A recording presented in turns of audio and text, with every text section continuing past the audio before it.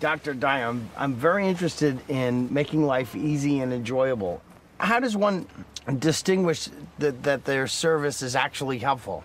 Anytime, David, that you're in service to another human being, you are living the virtues, and you are being helpful. Try to imagine the Creator, whatever your religious persuasion. Just try to imagine that which allows everything to come into this world. Do you think that it makes any difference whether it's making an avocado, or whether it's making some of those seals that we hear over here, or whether it's making an eagle? Does it say that this is better than that this act of creation is a little bit better and more important than that one?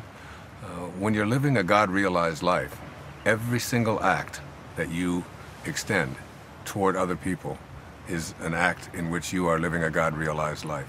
There's been some fascinating studies. One of the ones that fascinates me the most is where they measure serotonin levels in the brain.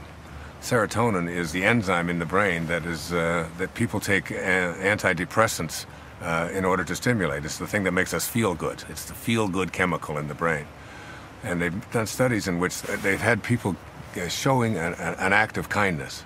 That is, if I extend something to you and you are the recipient of an act of kindness, and then they measure your serotonin levels in the brain, you have increased levels of serotonin, therefore you feel better.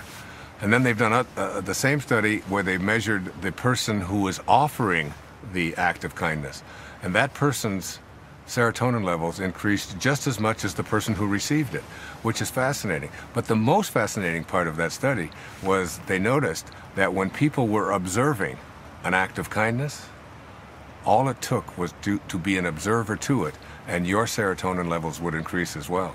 So that if you want to see kindness improve in your life, you can either be a recipient, you can either offer it, or all you have to do is watch it.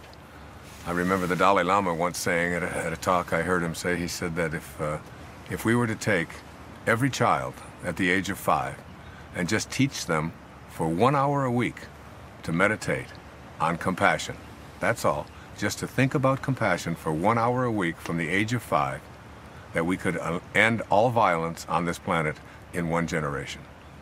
That's the power of kindness, of compassion, and remembering that any act, it doesn't make any difference. You can be walking down the beach and you can just pick up a piece of plastic that someone has carelessly left there. You can pick up a cigarette butt.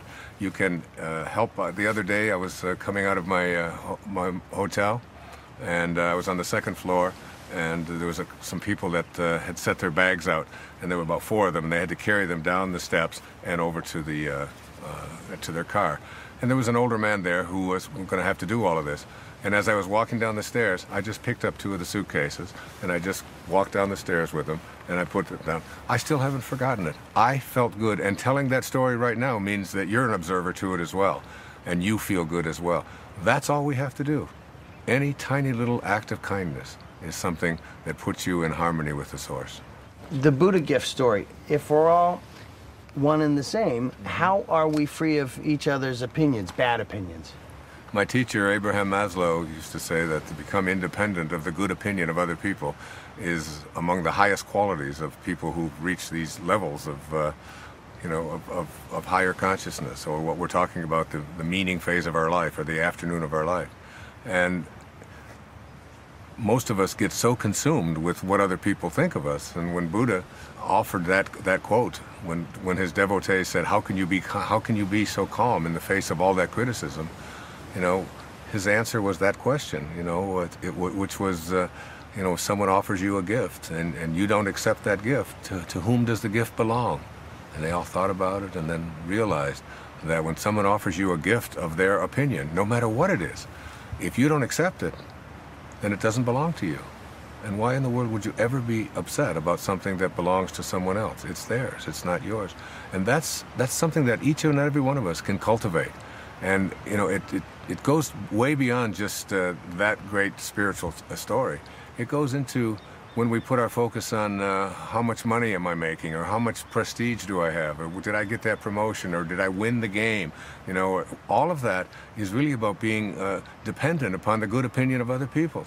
You ever watch television and see when the football game is on and the cameras pan the crowd and everybody's number one, and I think, you know, only one person can be number one. You know, only one. But there's all of us out there. So even in a competitive tennis match or whatever it might be that you're doing, there's still the place within you where you can allow other people's opinions to be just what they are, and to just enjoy every single moment of it. When I learned that, I used to be a competitive tennis player, and when I learned how to be less focused on what this other guy was doing and whether or not he was making the calls right, and whether the wind was in my favor and all of that, and I just began to be in the process, just almost meditating my way through a match. I became independent of all opinions of anything or anyone out there, and the ironic part of it was I became a better tennis player because my mind wasn't on winning and what other people are going to think and the trophy. Just recently, in an Olympic match, there was a high hurdler who was running for the gold medal. And when she got to the 9th hurdle, there's 10 hurdles, when she got to the 9th hurdle, she said in her interview afterwards, I already saw the gold medal around my neck. And as soon as she took her focus off of what she was there to do and onto the outcome, or what other people were going to think of her and what it was going to be like to stand on the podium, she hit the hurdle. And she hadn't hit a hurdle in years. If we stay on purpose, on process, rather than on what people think and what the outcome is going to be, nothing can stop us. Nothing. Do you have any ego about not having an ego? That's a good question. It really is. You know, a lot of people who get into this on this spiritual path begin to say that that you know, I'm more spiritual than you, and therefore that makes me better. You know. And so you have to remember that this is not, even in this whole world of spirituality and higher consciousness, it's never about being better than anyone else. As I've said so many times, true nobility is not about being better than anyone else. It's just about being better than you used to be. How can one teach or share the Tao and practice it at the same time? I'm not really focused even on teaching it. I went out and lived it for a year, and I wrote a book about it, and I put it out there, and those people who want to read it and buy it, and you know, it's there for them. If they don't, I have no interest in listening to what the critics say. I let go of all of that a long time ago, because I think it's easier to sit in an air-conditioned booth and watch other people perform and then criticize them. I think it's much more important to just be a doer and do what you do. I don't write my books for anyone else. I don't write them to sell. I don't write them to be on the bestseller list. I don't write them to make money. I write because writing is what I am. It's in my heart. And if I can't do that, then I would feel incomplete. I would almost feel like I would die. It would be no longer any reason to live. It's never about the outcome. It's never about other people's opinion. It's not about being more spiritual than everyone else. Each and every one of us. There's not a soul on this planet, there's not a bird, there's not an ant out there that doesn't come from the same source and doesn't return to the same source. Each and every one of us are equal in the eyes of God. The divine, if we are in fact one and all, then it's going to somehow take care of itself. Is that sort of a belief in destiny? And that's another great question. Carl Jung once said that at the same moment that you're a protagonist in your own life and you're making choices, at the very same moment, you're also the spear carrier or the extra in a much larger drama. You know, we are making choices, he said, but we are all doomed to make choices, which is a paradox. You know, we're doomed, that is, it's all set up for us, and we're also making choices. And if you want to get to the highest place in the Bhagavad Gita, the great ancient spiritual text of the Hindu faith, you know, the Bhagavad Gita teaches us, that means Song of the Lord. It teaches us that you have to learn to blend the two opposites and live with two opposite ideas at the same time. I am a choice maker, I am out there, I have a free will, and at the same time, I am being lived by the Tao. And both of those, while they may contradict each other, it's the way of life, because what doesn't contradict? Think about who you are. Think about who you are right now listening to this. Who you are is this thing that's in physical form. It has a beginning, it has an end, it has substance to it, you can touch it, you can feel it, you get a hold of it.